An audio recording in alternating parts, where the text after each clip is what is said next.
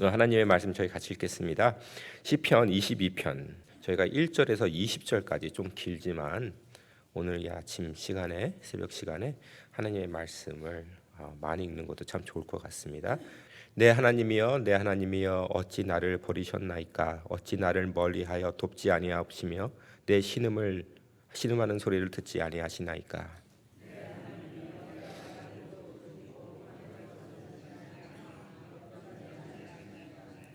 이스라엘의 찬송 중에 거하시는 주여 주는 거룩하시니이다.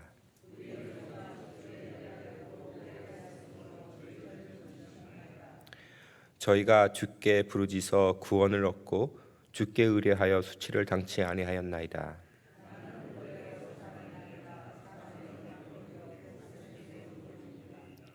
나를 보는 자는 다 비웃으며 입술을 삐죽이고 머리를 흔들며 말하되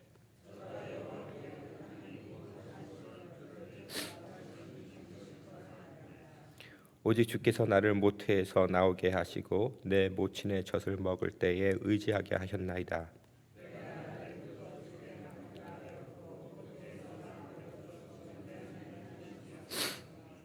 나를 멀리하지 마옵소서. 환난이 가깝고 도울 자가 없나이다.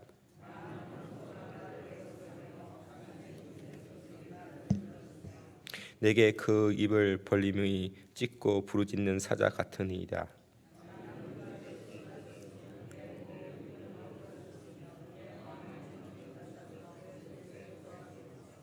내 힘이 말라 질그릇 조각 같고 내 혀가 이틀에 붙었나이다. 주께서 또 나를 사망의 진토에 두셨나이다.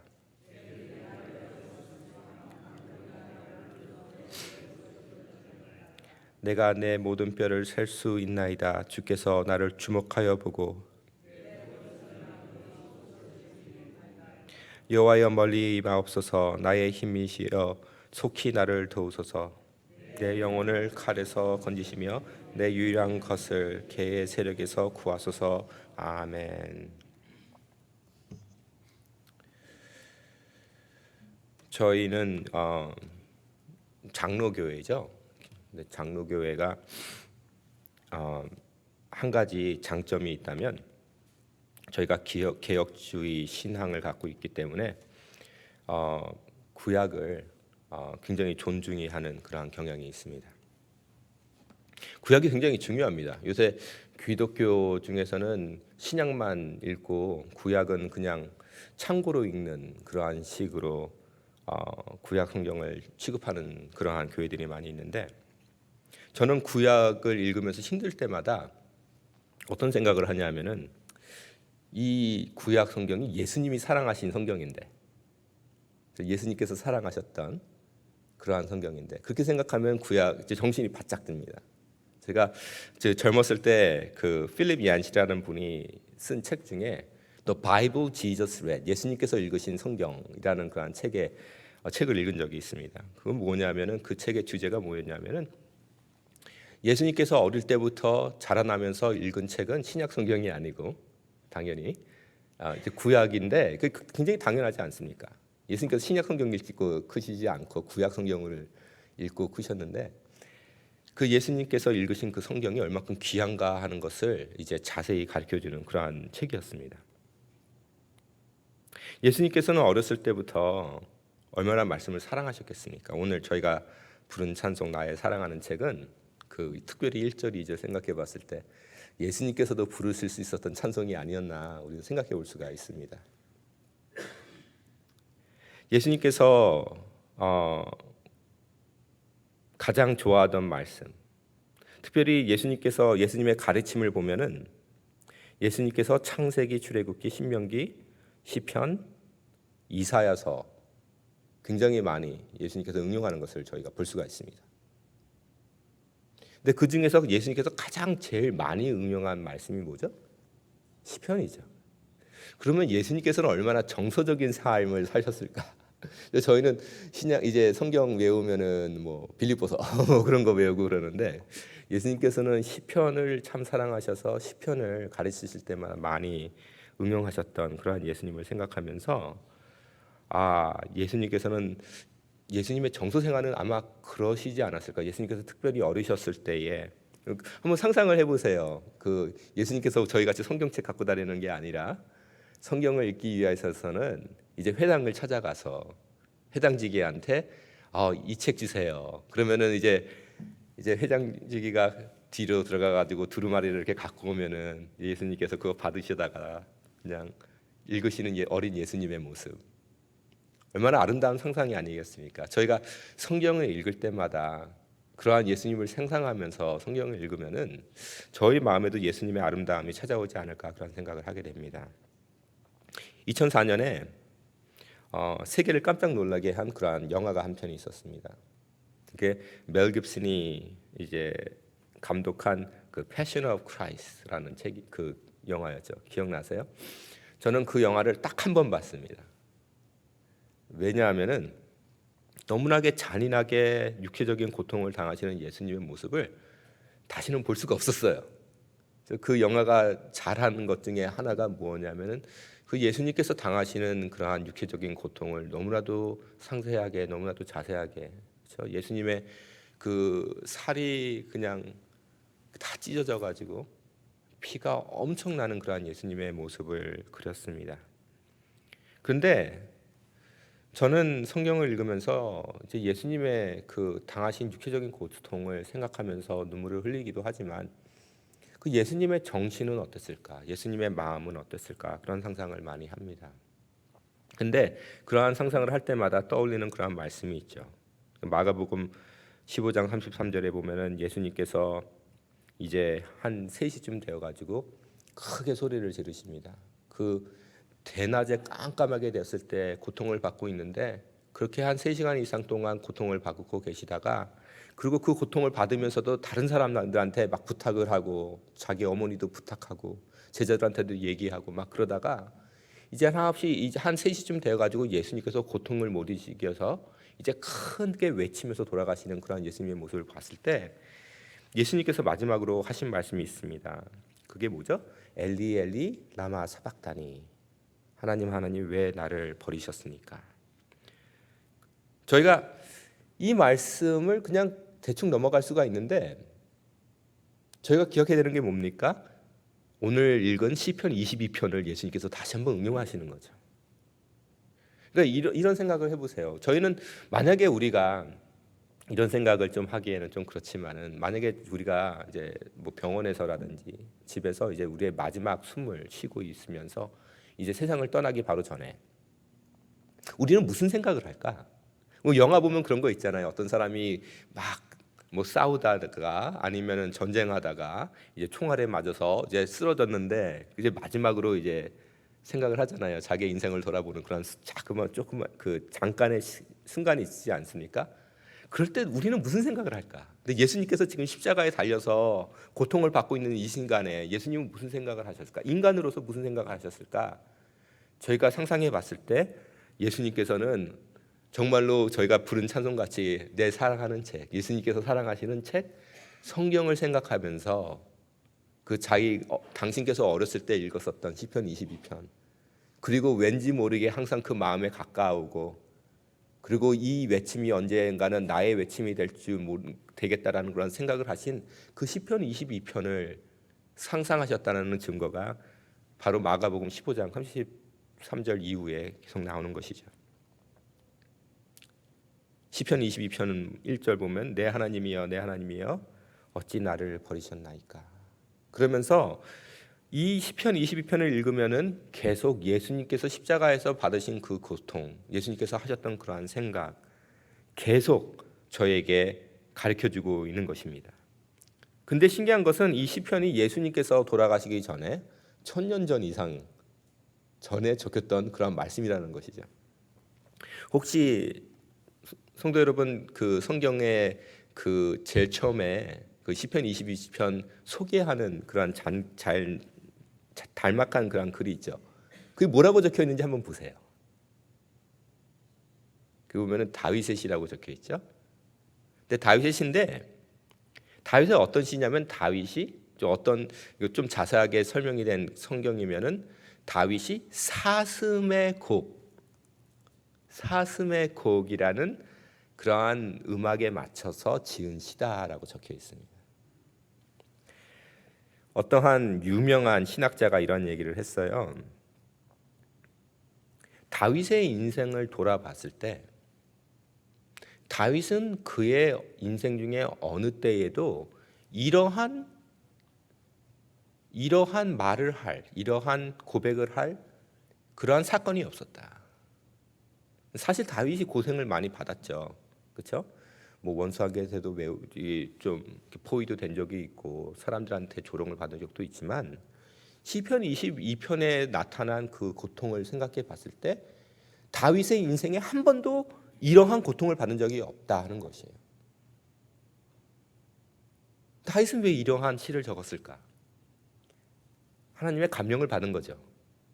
감동으로 쓴 책이죠. 근데 그 곡을 어떠한 음악에 맞췄을까? 사슴의 곡. 그러니까 아침에 오늘같이 이렇게 상쾌한 아침에 다윗이 성전 밖을 보는 그런 발코니 같은 데에서 앉아서 묵상하다가 사슴이 뛰노는 그러한 그 굉장히 청결하고 순수한 모습을 보면서 떠오르는 그러한 곡. 그런데 거기에 마친 시는 그냥 순수한 사슴이 뛰어다니는 그러한 모습을 그린 시가 아니라 고통을 받는 메시아에 대한 시를 적었다는 것이에요. 그럼 우리가 굉장히 정서적으로 한번 생각해 볼 필요가 있죠. 오늘 이 시편 22편을 읽으면서 예수님을 떠올릴 때에 그 예수님의 모습은 정말로 어린 사슴의 그 순수함을 가지고 그리고 어린 사슴이 사냥을 당했을 때에 쓰러지는 그러한 순수한 모습 그리고 거기에서 나오는 그러한 외치는 그러한 고함 예수님의 모습 예수님의 그 아름다움 예수님의 고통의 아름다움을 적은 그러한 시가 아니겠냐 하는 것입니다. 제가 오늘 예배 시작하기 전에 묵상할 때에 저희가 같이 제가 읽은 그러한 시편이 있죠. 시편 23편입니다. 어떤 유명한 목회자가 그러한 얘기를 했어요. 설교 시간에. 시편 22편을 이해하지 않고는 시편 23편을 이해할 수가 없다. 학자들이 그래요. 시편 22편, 23편, 24편은 사실 연결된 시편이래요. 그래서 시편 22편을 학자들은 뭐라고 제목을 하냐면 죽는 목자 아니면 죽어가는 목자. 그다음에 시편 23편은 부활한 목자. 그리고 시편 24편은 승천한 목자. 예수님께서 돌아가시면서 생각하신 그 시편. 그리고 예수님께서 태어나시기 전에 1000년 전 이상의 그 전에 다윗이 쓴 이 시 다 연결이 된다는 것이죠. 성도 여러분, 저희가 오늘 이 말씀을 읽으면서 기억을 해야 될 것이 무엇입니까? 우리가 배울 것이 무엇입니까? 성경은 머리로 이해하는 것이 아니라 가슴으로 이해해야 된다는 것이죠.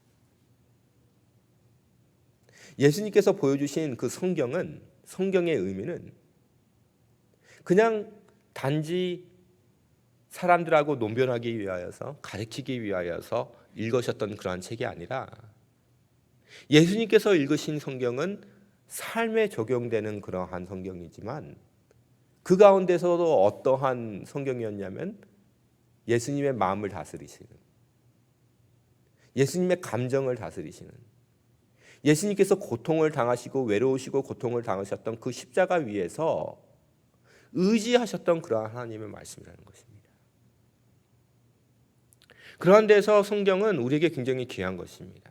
오늘 찬송하는 데에 이 자리에서 그 3절 저희가 찬송하면서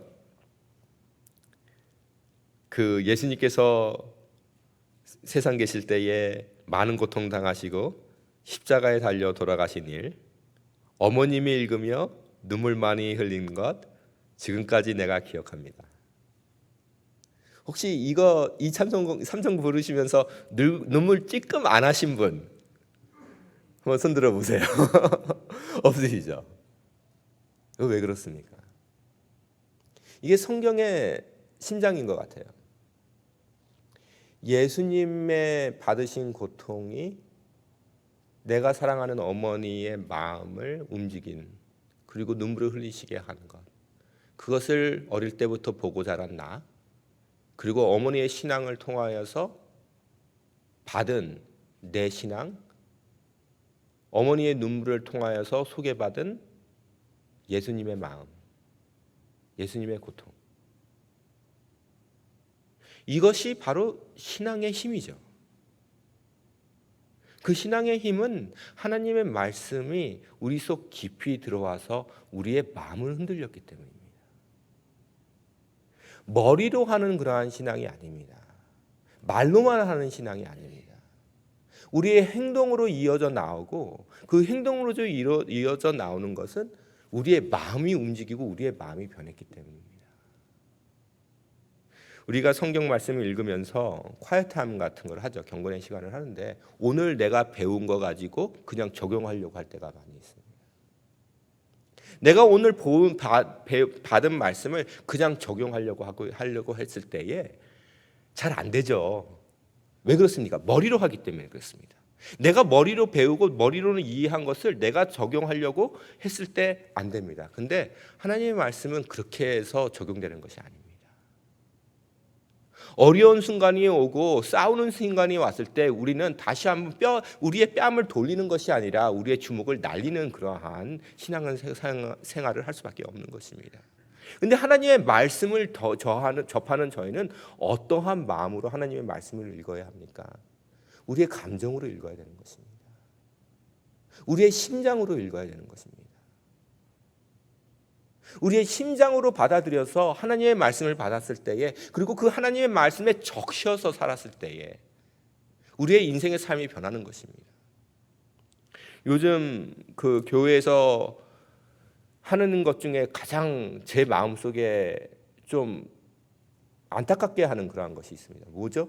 성경을 통해서 이렇게 하는 법 배우는 것, 저렇게 하는 것 배우는 것, 성공하는 법 배우는 것. 머리로 하는 신앙입니다. 그러나 하나님의 말씀은 그런 식으로 읽는 것이 아닙니다. 하나님의 말씀은 적셔 들어가서 우리의 심장 가운데 들어왔을 때, 우리의 마음 가장 깊은 곳에 들어왔을 때, 그 마음 가장 깊은 곳에서 오는 그 변화, 그 가장 깊은 곳에서 막 올라오는 그 기쁨, 그 안에서 이해하고 알아가는 그 사랑이 나의 삶 속에서 자연히 나타나게 되었을 때에, 그것이 바로 하나님의 말씀의 능력이 나타나게 된다는 것입니다. 하나님의 말씀을 건성으로 읽어서도 안 되고, 하나님의 말씀을 건성으로 그냥 받아들여서 그냥 좋은 말씀이다 생각하는 것도 안 된다는 것입니다. 성경에서 가르쳐 주시는 그런 하나님의 말씀은 적셔 들어가는 말씀이고, 마음 심장 가운데 우리의 존재 가운데 가장 중심을 들어가야 되는 것이 바로 하나님의 말씀이라는 것입니다. 하나님의 말씀을 우리가 보관하는 곳은 그냥 단지 우리의 잡생각 같이 하나님의 말씀을 생각하는 것이 아니라 우리의 심장 가운데 가장 중요한 곳에 있어서 우리의 삶을 변하게 하는 것입니다. 그렇게 됐을 때에 일어나는 것이 있습니다. 그것이 무엇입니까? 신앙인은 고통받았을 때에 진가가 나타나게 됩니다. 성도 여러분, 꼭 기억하시기 바랍니다. 하나님의 말씀의 진가, 우리의 신앙의 진가는 우리가 고통받았을 때에 나타나는 것입니다.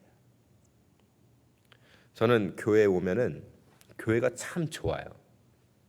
주일날 아침에 교회를 오면은 성도 그냥 우리 파킹락에서 우리 본당으로 들어올 때부터 우리 안내원들이 얼마나 그냥 친절하게 상긋상긋 웃으시면서 인사를 해주고, 또 우리 교육부 가고 왔다 갔다 할 때마다 여러분들 만나면서 우스분으로 만나서 인사하면은 너무너무 참 주일날이 좋아요. 근데 그 기쁨이 나의 신앙하고는 하나도 상관이 없습니다. 세상 어느 사람도 웃어주고 인사해주고 잘한다고 칭찬해주고 그러면은 다 좋아합니다. 예수님께서 보여주신 거룩한 사람의 모습은 무엇입니까? 예수님께서 보여주신 성인의 모습이 무엇입니까? 내가 고통받았을 때에, 내가 아픔을 받았을 때에, 내가 세상에 아무도 하지 못하는 그런 고통을 받고 주위 사람이 나를 조롱했을 때에, 내가 내 심장 가장 깊은 곳에서 하나님께 외칠 수 있고 하나님만 붙잡을 수 있는 그러한 신앙을 내가 갖고 있습니까? 거기에서 나의 신앙의 진가가 나타나는데, 그 진가는 말씀에 적셔 들어간 사람만이 가질 수 있는 것입니다. 가끔가다 그런 생각을 하는 사람들이 있어요. 복음을 전혀 잘못 이해해가지고 전도하죠. 교회 나오세요, 전도하시고 예수님 믿으세요, 전도하면 나는요 죽기 바로 전에 믿고 천국 갈 거예요. 그런 사람이 있죠. 참 어리석은 사람이에요. 복음을 이해 못하는 사람이에요. 복음이 마음에 들어오고 하나님의 말씀이 마음에 들어와서 내 삶의 중심을 바꿔야지 내가 그 죽음 앞에 섰을 때 하나님께 외치게 되는 거예요. 하나님을 붙잡을 수 있는 거예요. 내가 고통받고 있는데 예수님 저 구원해 주세요 그렇게 갑자기 할 사람 한 명도 없어요. 다들 막 욕하지. 이상한 이 강단에서 하지 못할 그러한 욕을 막 하면서 저주하면서 죽지, 누가 하나님 예수님 부르면서 죽겠어요.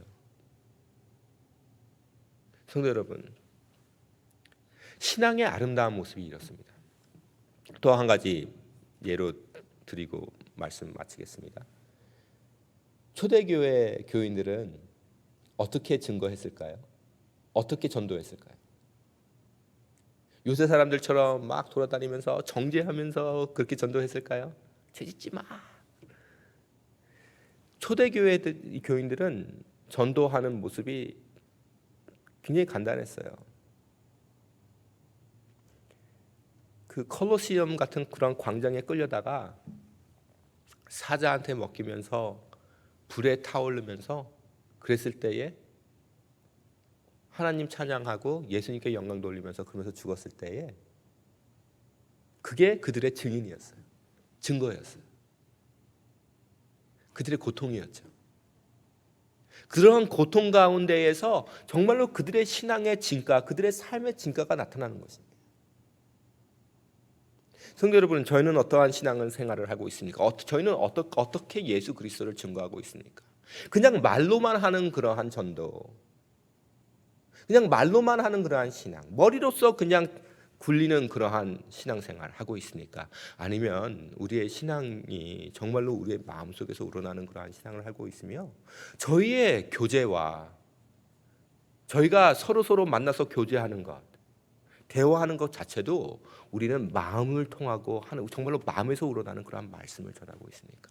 그냥 건성으로 하나님의 말씀 그냥 한 구절 한 구절 더 그냥 던지는 그러한 교제를 하고 있습니까? 아니면 정말로 말씀을 소화해내고 우리의 말씀이 정말로 우리의 삶 속에 가득히 있는 것을 가지고 정말로 서로를 위로하면서 대화를 하고 있습니까?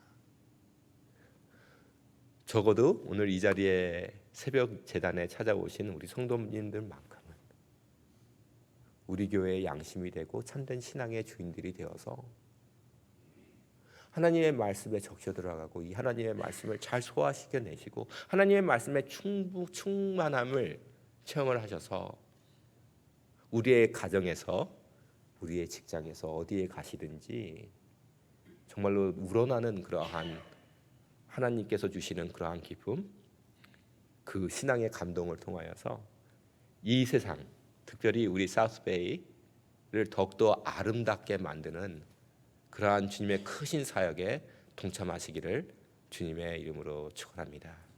아멘. 오늘 이 새벽에 기도하실 때 하나님, 제 마음속에 아름다움을 허락하여 주시옵소서.